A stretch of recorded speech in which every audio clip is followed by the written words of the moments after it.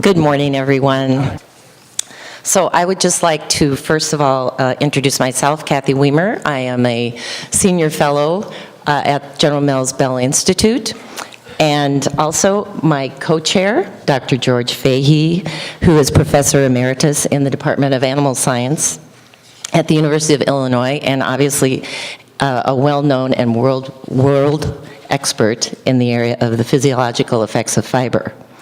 I would also like to acknowledge ILSI North America's Carbohydrate Technical Committee for their support of the Vahouny conference, and also for this specific session.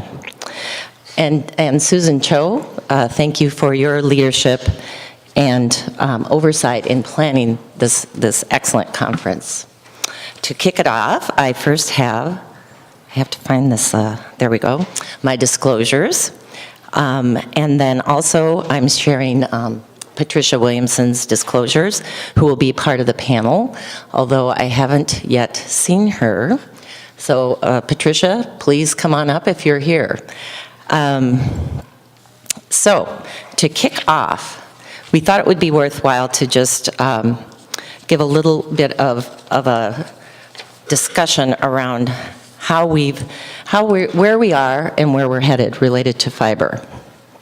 We know that the future is going to be defined in a new way, and obviously from our perspective, the way fiber has been determined was based really on a structural characteristic, and then obviously through analytical methodologies, it was then classified as dietary fiber.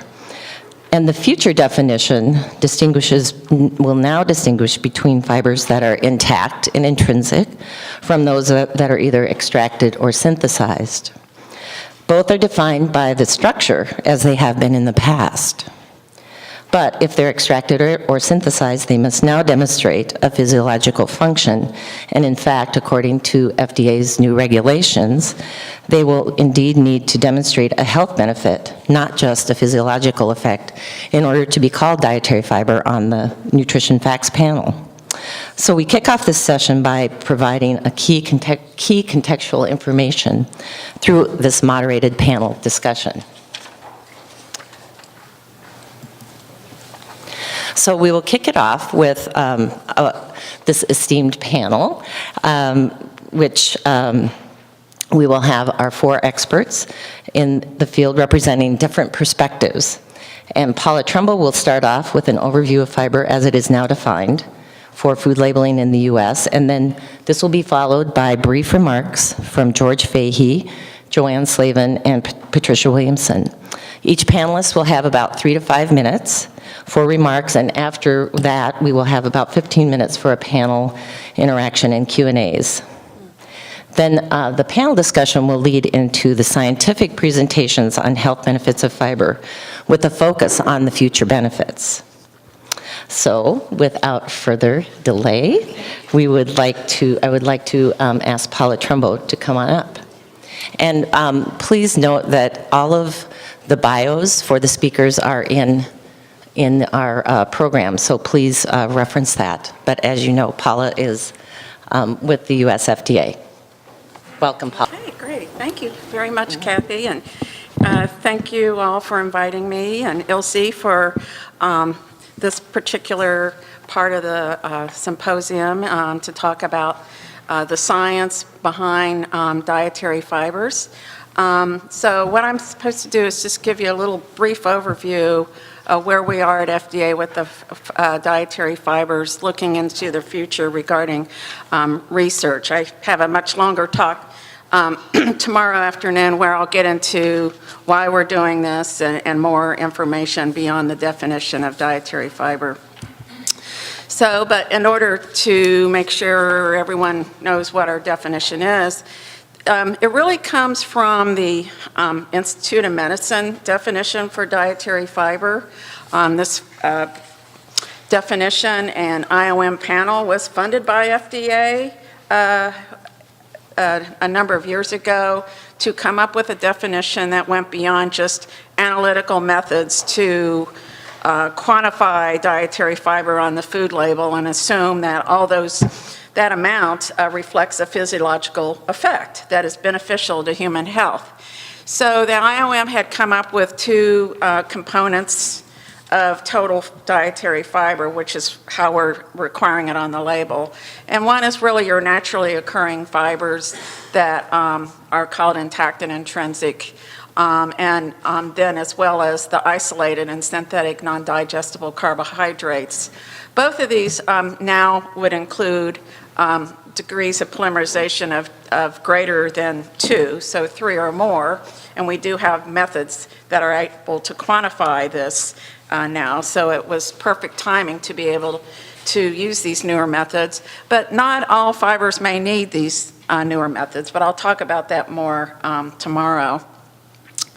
And so following the publication of the final rule that provided this dietary fiber definition, we put out a draft guidance for industry as well as another document, but for this I'm just talking briefly, to talk about how we would review the science to support these different non-digestible carbohydrates.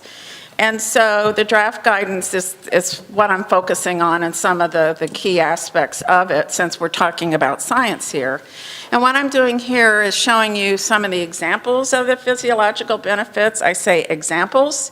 It could be more than this, so it's not an exclusive list. I want to make that clear. They're just examples.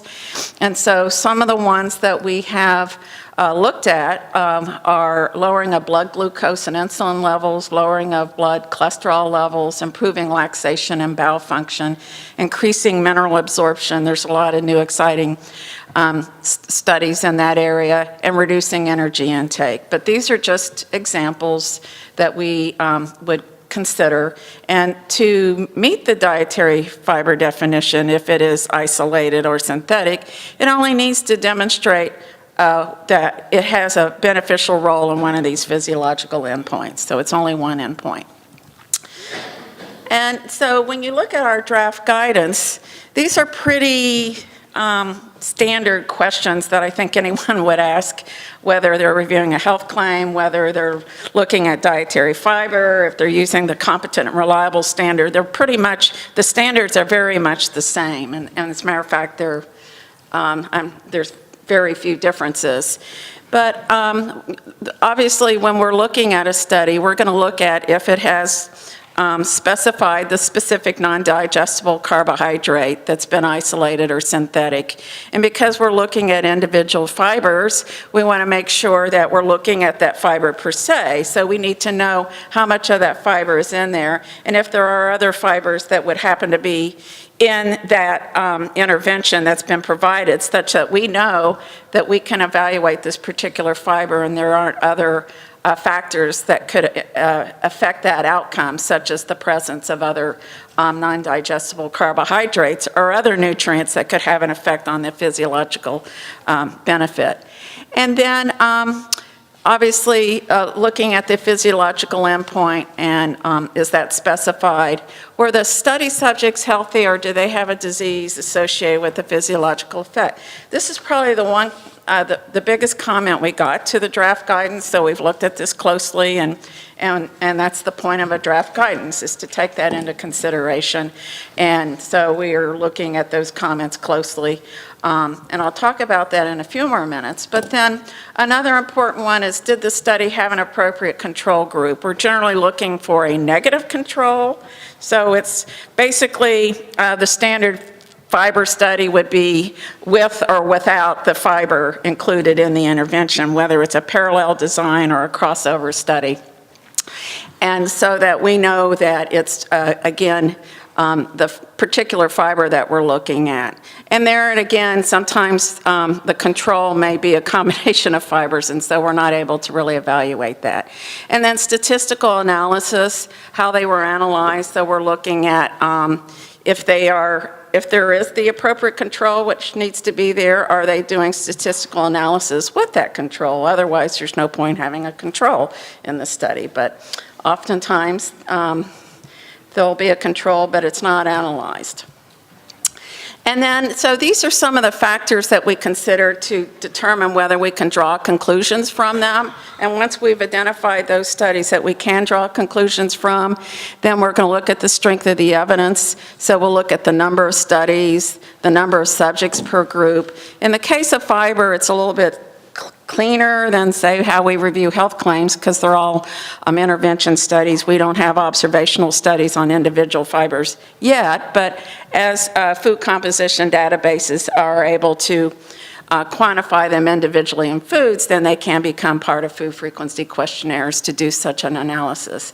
So then we're looking at the outcome to see if there's an effect, beneficial effect, no effect, or an adverse effect.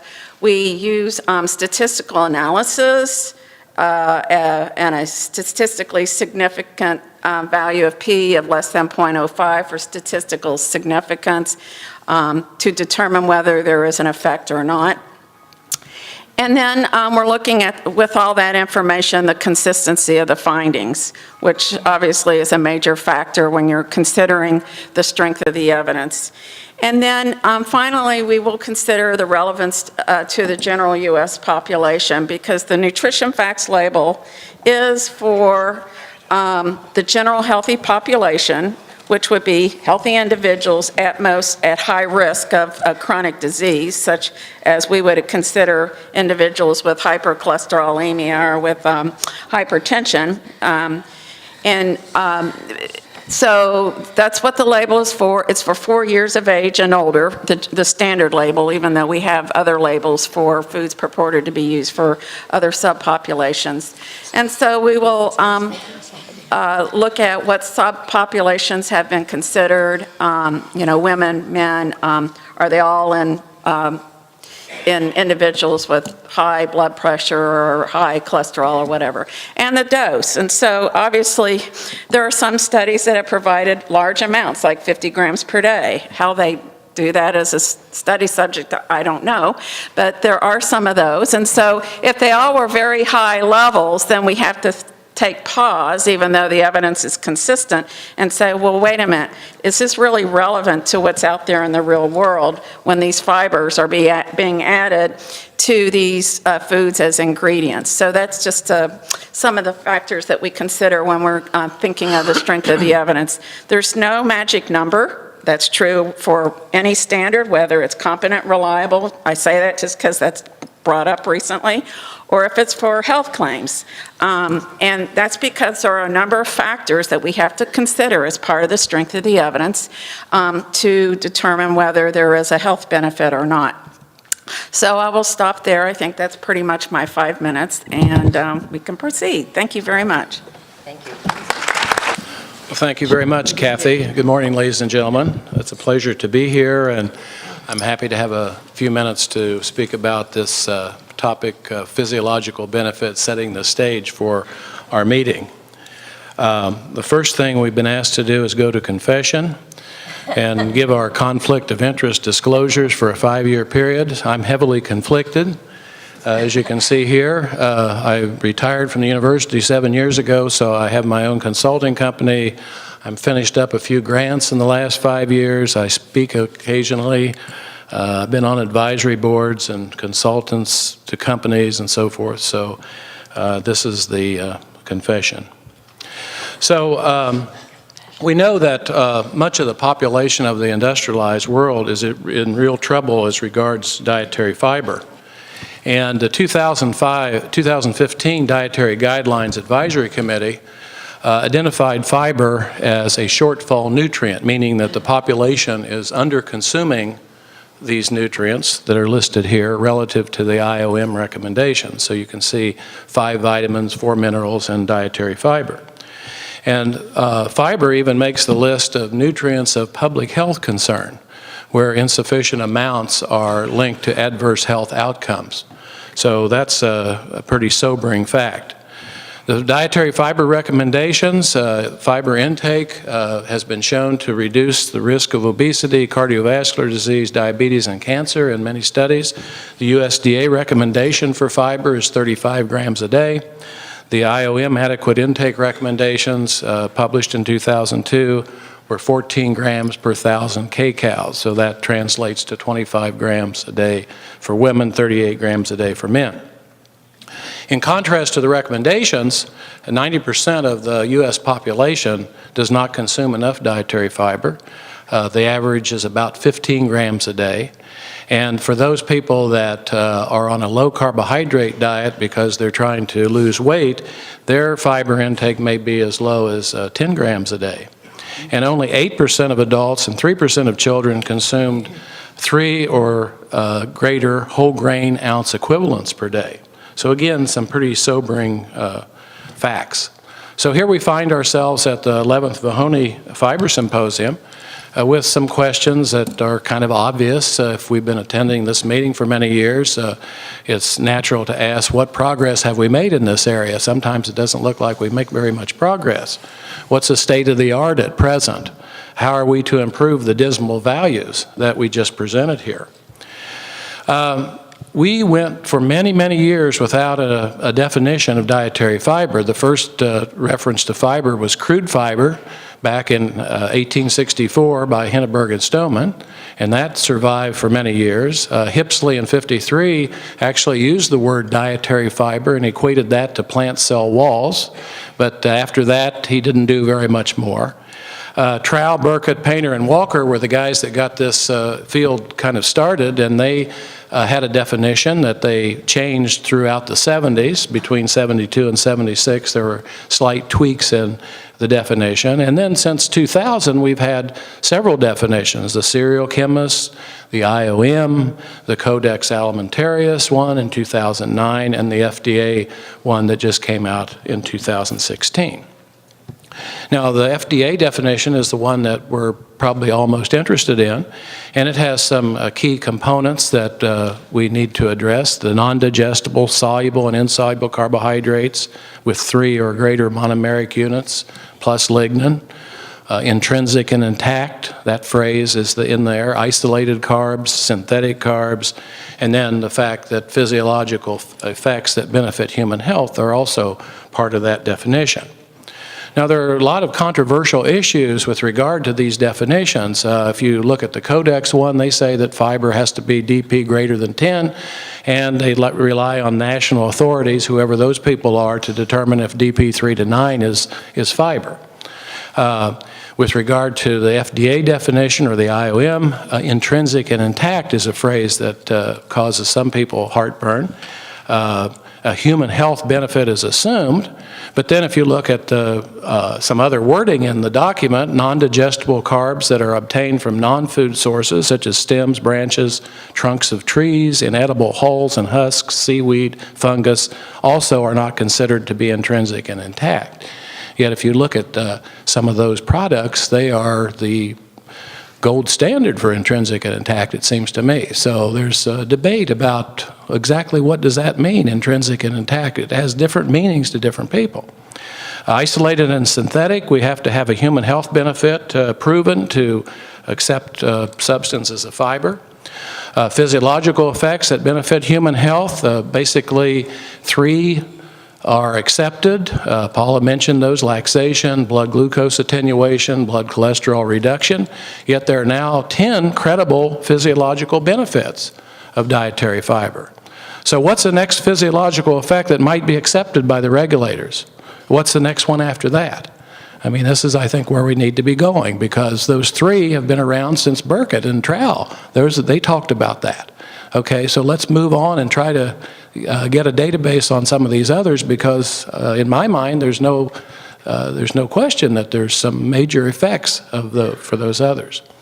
Why does intrinsic intact need no physiological proof of concept when isolated and synthetic needs voluminous data to be acknowledged? Some people have a question about that. Then we have the age-old analytical discussion. How are you going to analyze intrinsic and intact? Is there a different method for that than there is for isolated? Are those methods different than from synthetic? Where are we at on that? I see Barry McCleary here, who's spent his life working on fiber methods and has done a great job. So, but analytical is always a part of this because of the complexity of the system. One that bugs me all the time is the lack of recognition of the importance of animal model data in guiding development of regulations, when in other areas of human health, animal models are flourishing. And yet we don't pay any attention to animal model data. Is that the right way to go? I don't think so, but again, we have this discussion. Now, well, there's good news and bad news here. Good news, never before have we had so many choices of dietary fibers to incorporate into human foods. The companies are making a lot of great dietary fiber-like materials that are very pure, that I think they're very safe, and I think they have great functionality. But the bad news is we have an identity crisis. Am I a fiber? Says broccoli. Wood cellulose, am I a fiber? Here's Quaker rolled white oats from a picture from about the 1910s or 19s. It's been around a long time, but now is it a fiber? Most of us have eaten this stuff for its fiber value, but is it going to be a fiber or not? Well, I don't know. Can fill in the blank with your favorite fiber be declared a fiber on the nutrition facts panel? That answer is really important for the fiber ingredient suppliers who supply their fibers to the food companies who sell products. And so this is a big deal to change labels. It's a big deal to put a new tag on the label, okay? And so there's information needed ASAP, to say the least, on this. So finally, the goals of our conference, I think, should be, as any good conference, to discuss and debate issues and concerns related to the role of dietary fiber in human nutrition. That's our goal. But I always like action items because nothing happens unless you have action items. So can we identify the way forward to best overcome fiber's shortfall nutrient and nutrient of public health concern status? Can we make any progress on that? Can we identify tangible means of moving the dial upward on the fiber intake values? I said that we have a lot of new fibers. Why can't we get those into the system and get that value increased? I think that would really solve the public health concern problem, in part at least. And then at the Vahouny 9, Fiber Symposium number 9, we came up with the Vahouny 9. Some of you will remember that. And that's everybody knows that has been here what that is. And can we do something at this meeting? Can we establish some guidelines that we'll remember for the next Vahouny conference? Can we do something to that effect? So those are the challenges I would give us, the controversies that I hope that we'll address in the next couple of days. Thank you very much. Thanks, Kathy. Appreciate being here. I have 2 other times on the program, so all of my confessions are given there. So they're almost as many as Dr. Fahey, although he's a little better at consulting than I am. So, but they will be on my next 2 slide sets. I first want to start out by thanking Dr. Chow for organizing this meeting. When somebody said this was the 11th meeting, it's kind of like having a family reunion, like who's going to do the heavy lifting, and she definitely did the heavy lifting, so I really appreciate that. I know she's going to give a presentation tomorrow about the history of fiber, and I just want to bring out a few of that right at the beginning here of, obviously, Paula and George and I were on the 2001 Fiber Committee for IOM, so I don't really have anything to disagree with anybody on this panel, so I'm not going to say anything against anybody. I'm just going to do a little bit of an introduction and thank you for coming to the meeting and being part of the fiber family. So we really are a big family of fiber people, and when people say, are you a whole grains person, or hey, I thought maybe you were a soy person, fiber is how I started, and fiber is still like my first child. So I love fiber the most, and that's why this meeting is very dear to me. I want to acknowledge Susan and I worked together in Dr. Marlette's lab at the University of Wisconsin, so we sat right across from each other for 2 years. And at that time, we spent a ton of time trying to get protein and nitrogen out of fiber. And it got really annoying, all of the fiber analysis that we did, trying to get protein out, and a lot of it just won't get out. It's that tightly bound. So some of my learnings from working in Dr. Marlette's lab, I really do appreciate. And as I've tried to learn more about fiber, I've gone back and read some of the papers that were published back long times ago. And as George had talked about too, have we really come forward that much? We have in some areas, but a lot of those papers are really good. So I would encourage people to see that. I really want to kind of start out by saying, why does regulatory lead? Like, why are they first on this program, and why are all of us trying to fit into the regulatory box? You know, I'm a scientist first, so I kind of resent it. Used to really bug me. Like, what the heck? This is fiber. What, you know, just like George said, how come food fiber gets a pass, and if I've isolated fiber and made it better and made it easier to get into food products, I have to jump through all these hurdles? So I think you're going to hear a lot of controversy about that, but I also need to accept a path forward. As George says, we want to make progress. So as we go forward, I don't think the barriers are impossible to get through these regulations, and that to be fiber, you really should have some physiological benefits. So I think the proof of doing that isn't all that terrible. So I'm glad that we're getting together right at the beginning, because it is kind of the elephant in the room. People are like, oh, fiber's never going to get anywhere. We're going to take it off the label. It's really nice to have lots of fiber friends here from food companies, the government, universities. So I welcome you, and I really do appreciate people like Barry over there who has bothered to measure fiber, because that was my PhD thesis, was measuring fiber. I spent like 3-4 years of my life trying to measure fiber, and it is thankless work. It is like the work that only a person that likes to hit their head against the wall every day wants to do. So thank you, Barry, for doing that. And in the end, we need to have data that's right, that on the label we want to be truthful and not misleading. So the information we give to consumers needs to be right. So I really appreciate people that are willing to measure fiber for us. And I just want to say that if you look at the average age of the Vahouny people, if they've been to 11 conferences, you can kind of age date them and say, hey, those people are really old.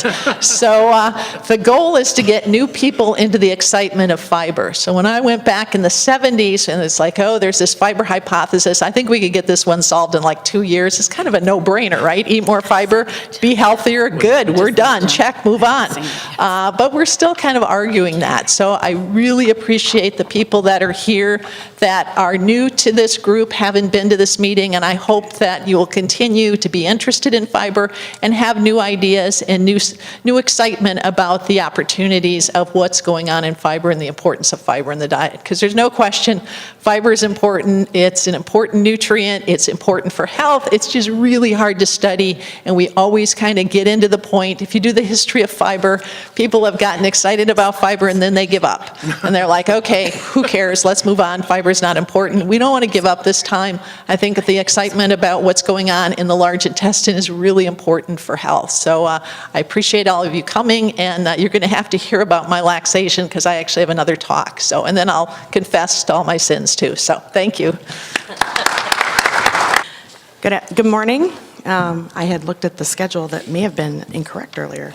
But according to my disclosures, actually now I'm working for Cargill, but I've had a fair stride in the food industry, starting off my career at ADM, followed by Tate & Lyle. So I have a long history of supporting dietary fibers, and was president of the 2009 Vahouny Fiber Symposia that was mentioned earlier.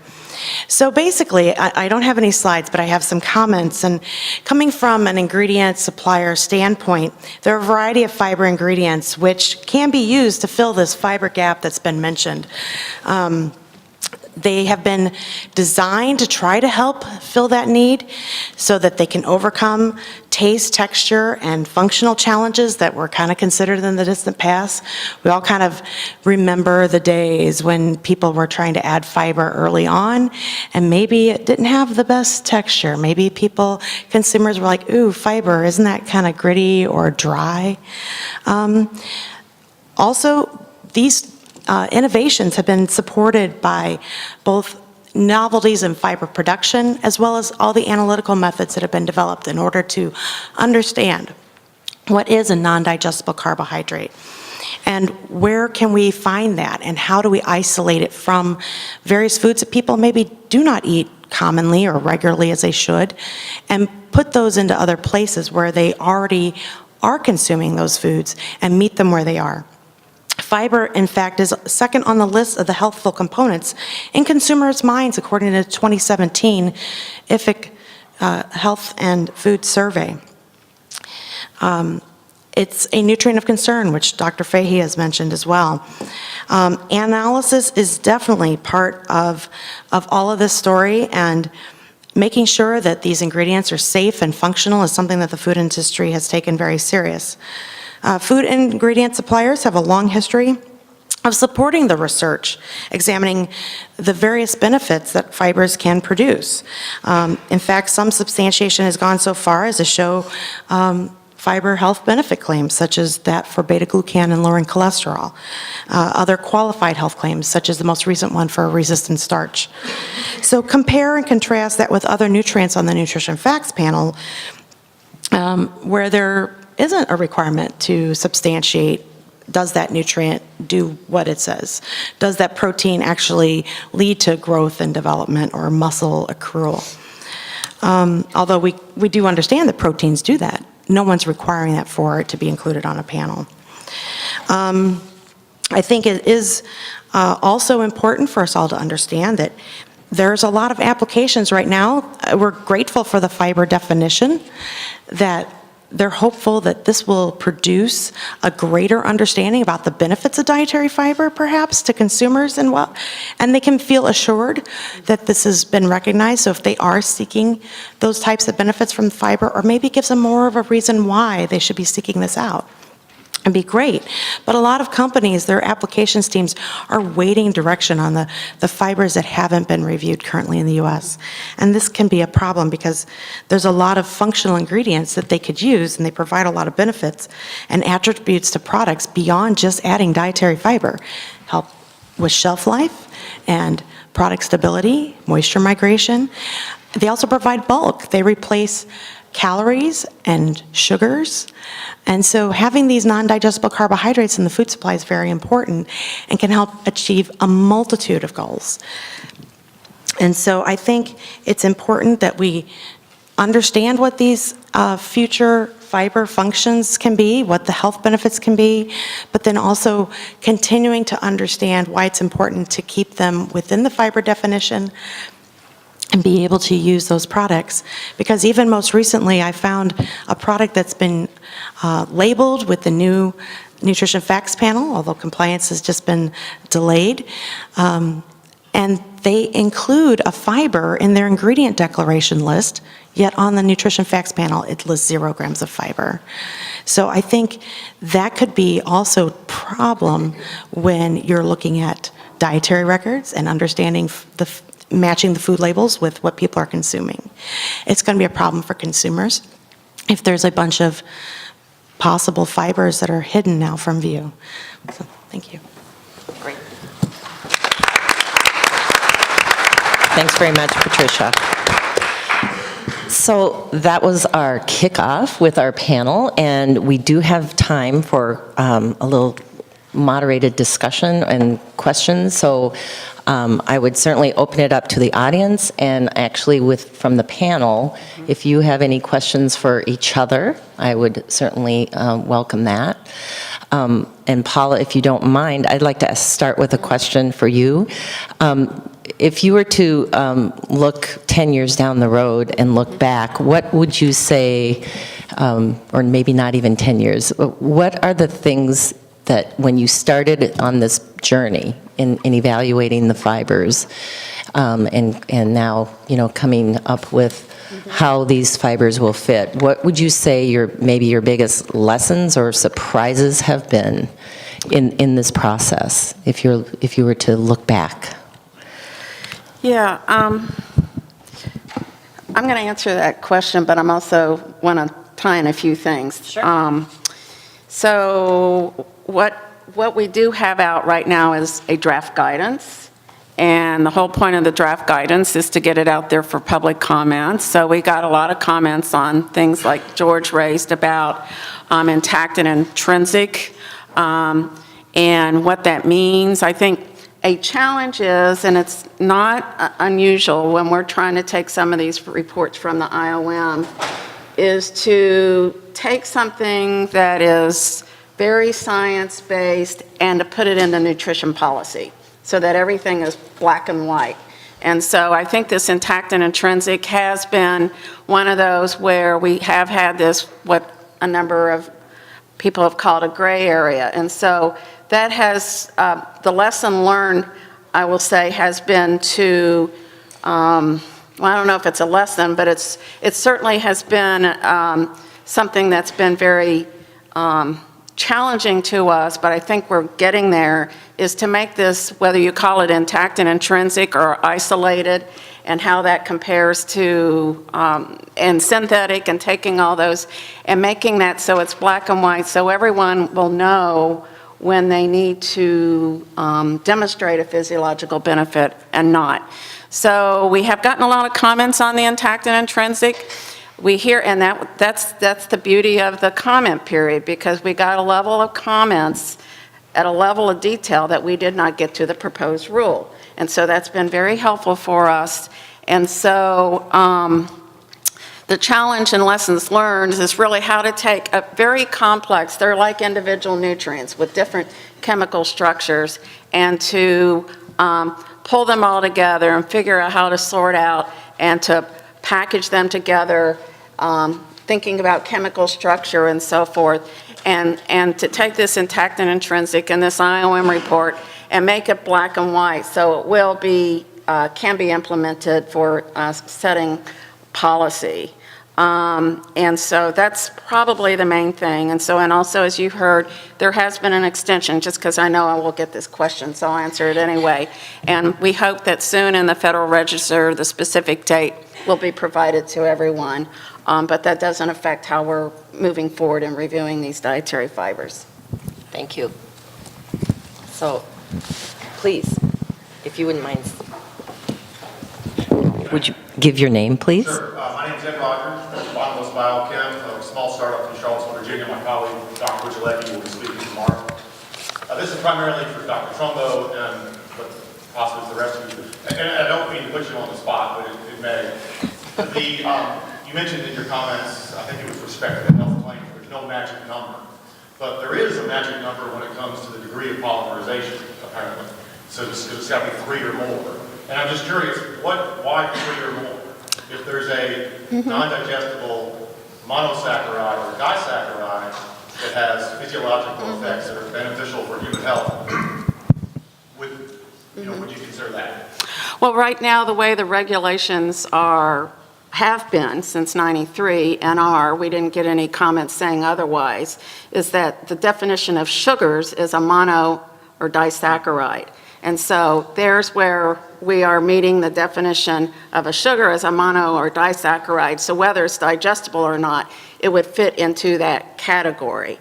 And we didn't get any comments to say, oh, well, we should extend this to a DP of less than 2, and therefore you need to modify and change your definition of sugars.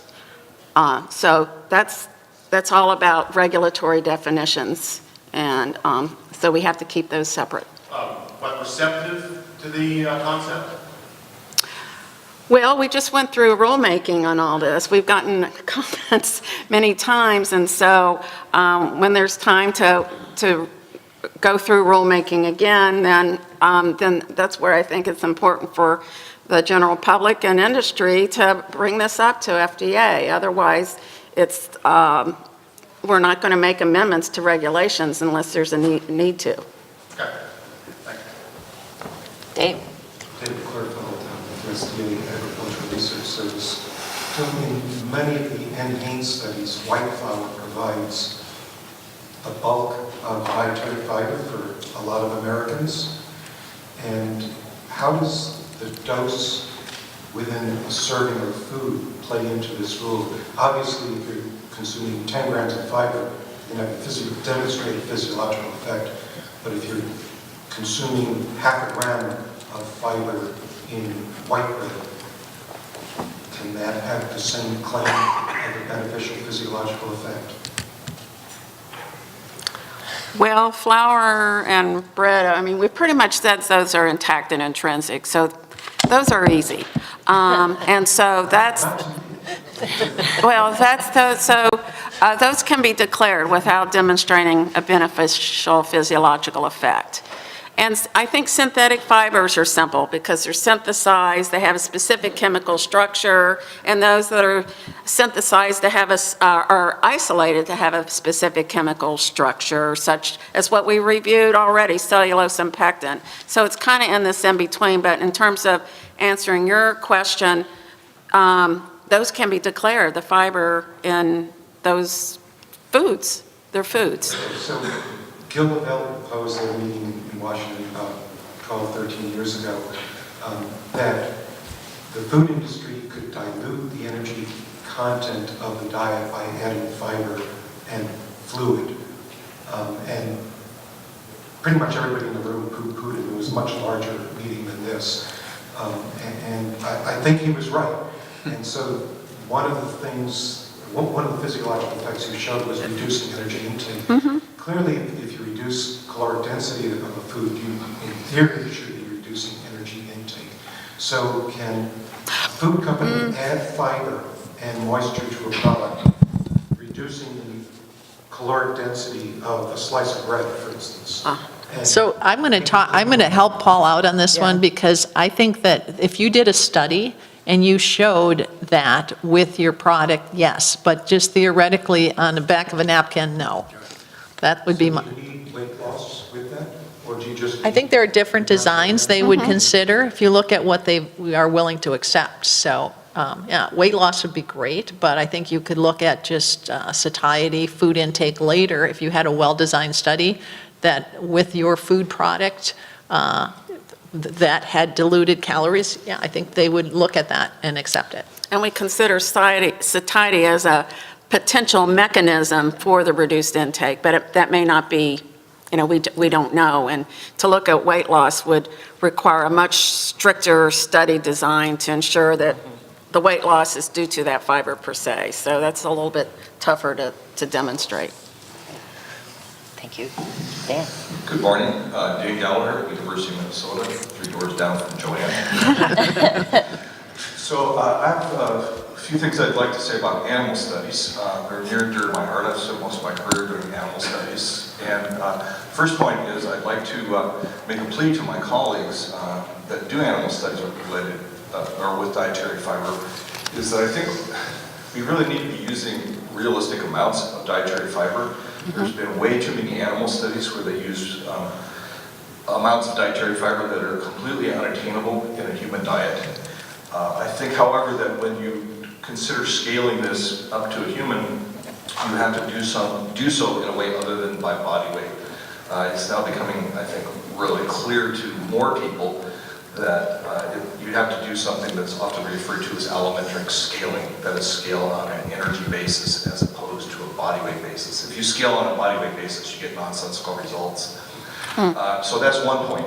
The second point is I'd be interested in the panel's comments on the utility or the wisdom of using animal studies in policy type decisions. I think George's point, you perhaps have similar views on that. But I'd be interested in hearing how you would view animal studies for those kinds of decisions.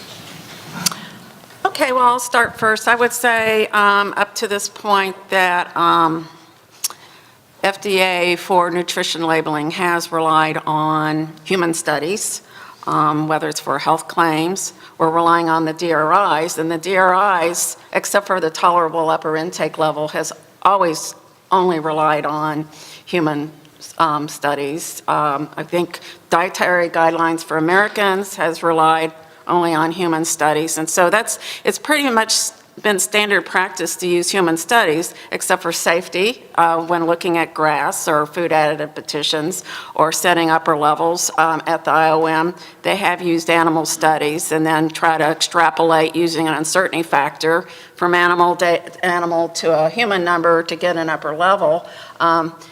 But we typically, for health claims or for any nutrition policy type of decision-making, have relied on human studies. We have used animal studies to understand the mechanism of action. We talk about that in our health claim guidance, which is somewhat similar to the fiber guidance. There are some differences.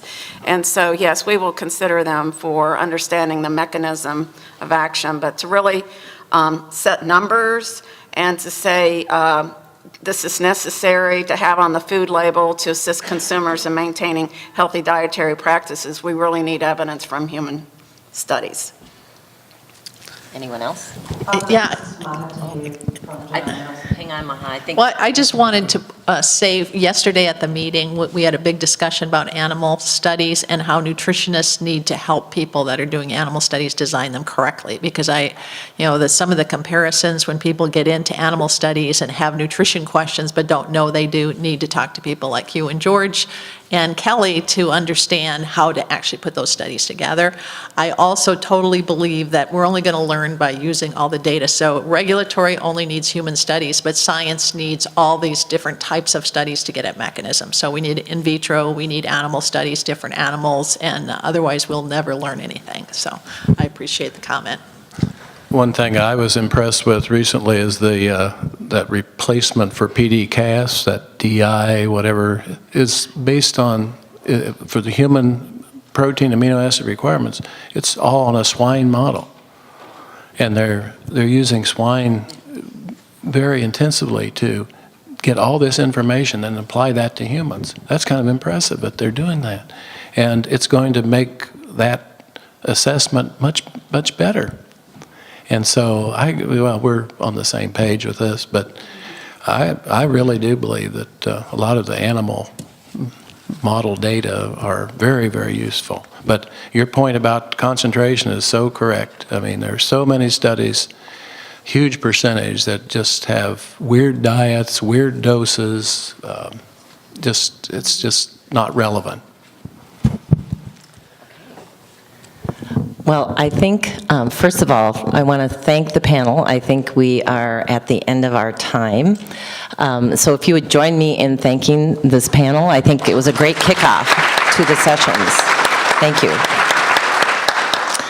And now I believe we're going to transition to the scientific presentation. So everybody but George can leave the stage, and we will get ready for Joanne's official talk